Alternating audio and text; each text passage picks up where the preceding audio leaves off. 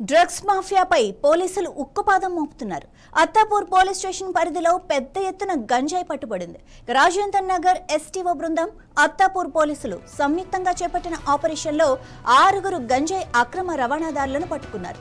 వారి వద్ద నుంచి 8 కిలోల 110 గ్రాముల ఎండు గంజాయితో పాటు ఒక ద్విచక్ర వాహనం, గంజాయిని తూకం వేసే యంత్రాలు, ప్యాకింగ్ చేసే యంత్రాలు, మొబైల్ ఫోన్లను కూడా స్వాధీనం చేసుకున్నారు.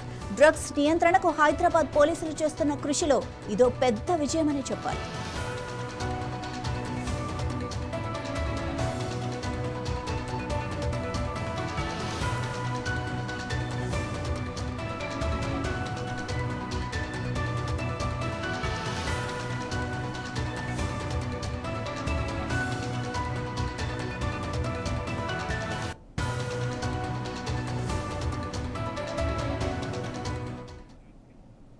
రాజేంద్ర నగర్ రోడ్డులోని భోపాల్ నగర్ అటవీ ప్రాంతం దగ్గర హనుమాన్ దేవాలయం వద్ద గంజాయి విక్రయాలు జరుగుతున్నాయని పోలీసులకు సమాచారం అందింది.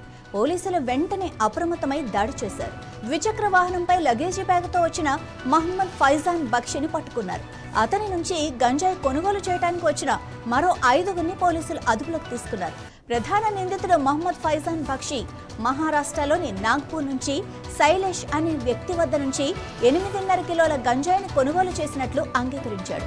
ఫైజాన్ ఈ గంజాయిని సయ్యద్ సాదిక్ అనే సబ్ పెడ్లర్కు విక్రయించగా అతను చిన్న ప్యాకెట్లుగా మార్చి స్థానిక వినియోగదారులకు విక్రయిస్తున్నట్లు వెల్లడైంది.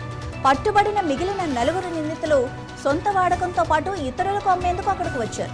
ప్రధాన సరఫరాదారు శైలేష్ మాత్రం ఇంకా పరారీలోనే ఉన్నాడు. అరెస్ట్ అయిన నిందితులను కోర్టులో హాజరుపరిచి రిమాండ్కు తరలించారు. పరారీలో ఉన్న శైలేష్ కోసం గాలింపు చర్యలు వేగవంతం చేశారు.